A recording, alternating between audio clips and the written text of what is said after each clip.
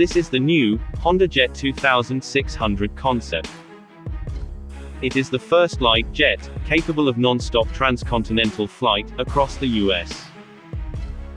It will have a range of 2,625 nautical miles, and will reach a maximum cruising speed of 450 knots, and an industry-leading flight ceiling of 47,000 feet.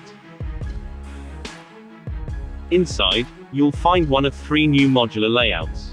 This flexibility will allow for up to 11 passengers, though you'll want to limit your load to 5 people, if you want to keep the plane at its most efficient. The cockpit will be equipped with advanced flight tech and electronics, including auto throttle and auto brake, advanced steering augmentation system, and runway overrun awareness and alerting system. These systems help make the plane easier to fly, making it the first transcontinental jet that can be operated by a single pilot. For the moment, this is just a concept plane, but it looks very close to a production model.